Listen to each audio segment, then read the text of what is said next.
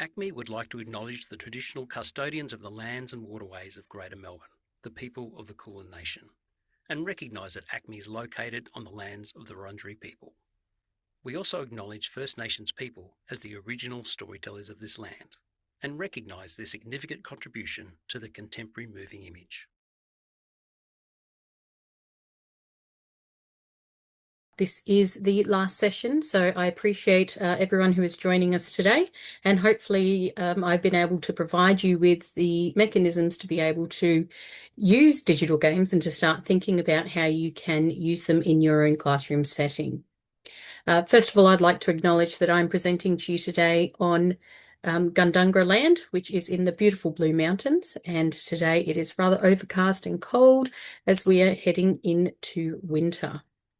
So today we are going to look at some examples of some lesson sequences that I've done, including some gameplay. We've got 3 in particular that we will be looking at, and then at the end we'll be doing some consultation, and hopefully if there are some questions that you have around your particular environment and trying to get games to work effectively in your class, we can workshop those ideas. So the 3 case studies we are going to be looking at today, first of all, is Fogs. Now, I mentioned that last week. It is a game that is definitely suitable for primary. You could potentially use this in early secondary as well, but I have aligned it to PDHPE, physical education outcomes. The second one is Schrodinger's Cat Burglar, and this is at the other end of the scale. This is a game that is certainly can be used for Year 12 physics classrooms looking at quantum physics.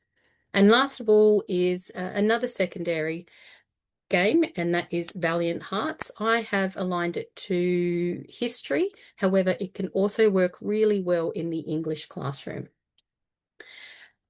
There are some technology requirements for each of these games, and I've identified them here. Fogs can actually be used on a range of different consoles. You can use it on a desktop or on a laptop if you use it through Steam. And therefore that means that the whole class can watch pairs play. And this is a game that is designed specifically for pairs, as you need to work together to solve puzzles. The Schrodinger's Cat Burglar is via Steam, so that will need to be accessed via laptops or desktops.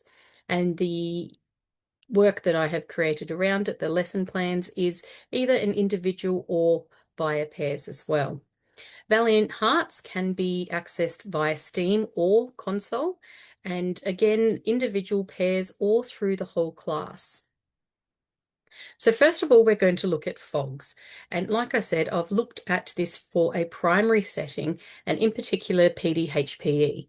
The outcomes that I've identified look at the relationships, the development of relationships and interpersonal relationships with students, and in particular how emotional responses can occur and how to practice those responses and manage them, especially when you've got a game that requires collaboration, communication, and can at times get a little bit frustrating.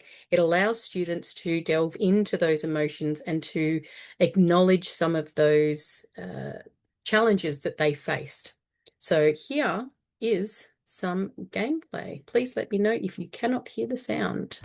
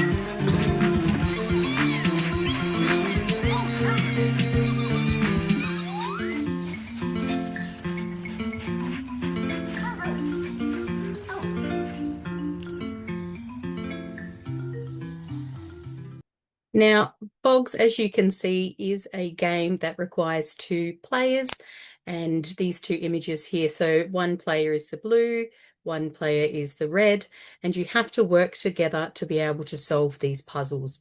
As you could see in the gameplay, some of those puzzles are a little bit tricky and does require communication to work well between the two players. The puzzles themselves certainly range in difficulty. Some are about solving a puzzle, some are about ensuring that the players are working together in sync. The worksheets that I have created around this game ask students to reflect and think about some of the challenges that they did have. So what were the challenges? What were the issues and how they overcame those? And always with modeling, having that example at the top there. And as a teacher, I would also ask a student to come up and model this gameplay with me to the class. I would have it projected on a whiteboard so that the students could see how the gameplay worked before they got into it. The closed passage, for example, you can either make that a bit more difficult, you can make it harder, you can increase that. So all of the lesson plans can actually be adapted and should be adapted to your classroom. So a game like FOGS for PDHPE is a great game that gets them engaged. They only really have to play for half an hour. However, the gameplay can go on for about an hour if you like.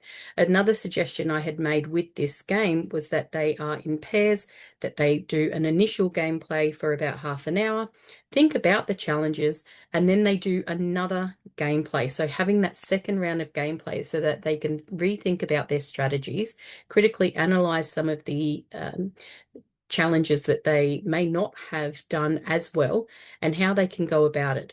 And whether or not you decide to have the same pairs or different pairs can determine their learning. The next game is Schrodinger's Cat Burglar. Now, this is the one that I said is aimed very much at the other end. This is the one aimed at Year 12 physics. You could, if you had a high-level Year 10 class and an extension class for Year 10 science, potentially use this.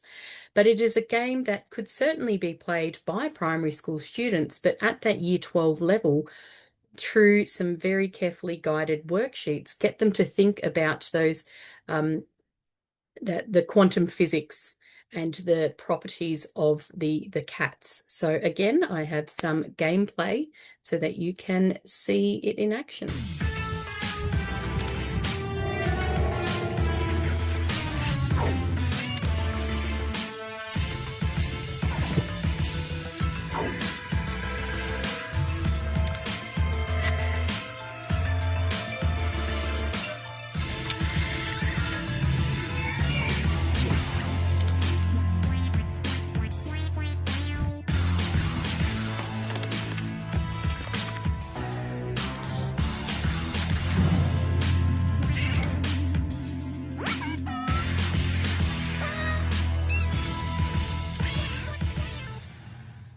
So as I mentioned before, there are some very high level concepts in this. So they talk about the quantum state.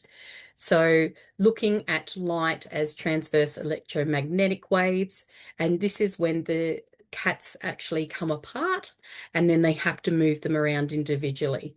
Analyzing the photoelectronic effect with reference to evidence, the particle-like nature of light. So these are all the dot points from that physics syllabus and how the game provides those connections. Now, as I mentioned before, even though it's been written, these lessons have been written for Year 12, absolutely can be at lower levels. You just don't have to go for those higher level understandings of what is happening. So those theoretical adjustments and there's a lot of key concepts throughout the actual gameplay itself, lots of prompts that provide students some guidance into how not only to play the game, but the part of those quantum physics. One thing that's great about this game is at the moment there is a free demo and all you really need to use for the students is that free demo. It's about 30 to 40 minutes of gameplay. And like I mentioned at the start, this can be done on a overhead projector onto the whiteboard, and you can just have one student playing it, or you can have two students playing as the two different cats, and then students answering the questions as people play through the game. So observations, the game mechanics is what really outlines those physics properties. Asking students why and how it is represented in the gameplay, and then getting them to think about what other puzzles they could create using a similar type of game to get that extension happening. The last game that we're looking at today is a game called Valiant Hearts. And although I have targeted this for history for Australians at war, it could absolutely be used for English as well, because the purpose of this game is to look at the different perceptions of people who have experienced the war.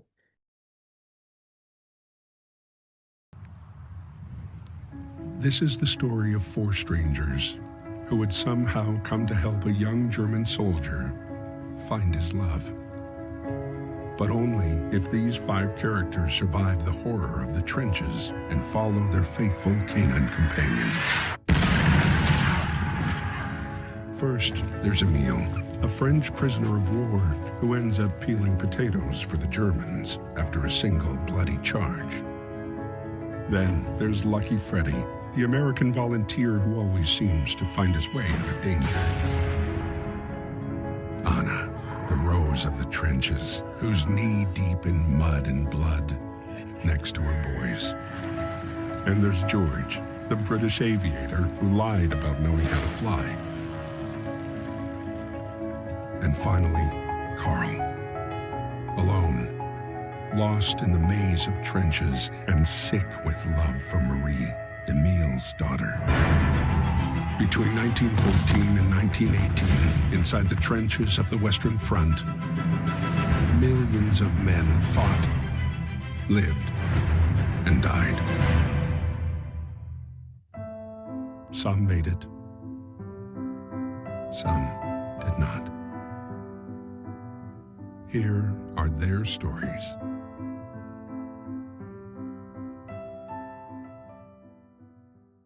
So as I mentioned, Valiant Hearts can certainly be used for both English and history. The worksheets that I've identified here are definitely for students who might play in pairs. So one student would be playing the game, the other would be taking down the notes. So the scaffold there is to fill in for a particular type of expert. So each group would have a different perspective that they needed to look at, and they would identify where that would be throughout the gameplay. The final part of the lesson sequence is around the students answering a written response. And we know that students today do find it difficult to connect with the perceptions of those who were involved in World War I and World War II. And in the past, I have used Google Expeditions to show them trench warfares. However, using a game where it is interactive, they develop empathy for the characters, they see from a variety of perspectives, allows them to get that deeper understanding of the experiences of those during World War I. So when you are designing your lesson sequence, the very first thing you do need to consider is your access to technology. What devices do you have at the school? Because that will determine the games you can play and how they can be played. If you can only use a console through an overhead projector, then that means you are predominantly going to have games that are being displayed and the whole class will contribute. That also means that the whole class can take notes, they can fill in their scaffolds, but you can also rotate gameplay. If you have the ability to have Steam on the school laptops where students are able to download games or to download demos, then that is an excellent way for students to be able to play individually or via pairs as well. And alternatively, like we looked at last week, there is the availability for games on itch.io that are web-based and that are free. And again, that provides the opportunity for students to work individually and in pairs. But in order to access itch.io, you will certainly need to apply to your school to get that particular game's web address made available to your students. It is really important that you also identify that syllabus content and the connections to outcomes. Additionally, how does it fit alongside those cross-curricular priorities as well as those general capabilities?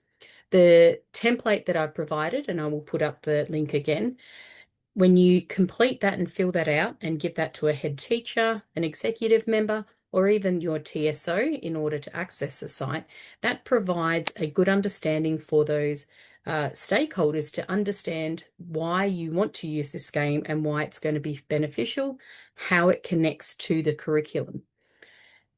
It is so important as well that you do not just use the game and then don't engage with it. You have to think about what you're going to do before gameplay, how you're going to connect the content area to the gameplay, what evidence and information the student is going to be collecting during the gameplay. So what scaffolds are you creating which will help them in generating an artifact or answering questions after the gameplay. So whether it is a formative or a summative task, they do need to collect some kind of information during the gameplay. And as I've previously said, that can be notes about the plot, it can be screenshots, it can be numerical data. It all depends on the game and the outcomes and the learning intentions that you want the students to meet. So that after gameplay is just as important to consolidate their learning knowledge. Here is access again to the template if you would like that for to complete, so you can plan for your lessons. That template also provides you with some prompts, thinking about the type of technology, thinking about your students' playing ability, thinking about those connections to the syllabus and the learning outcomes. So thank you everyone, and thank you especially Shay for sharing all these wonderful insights with us.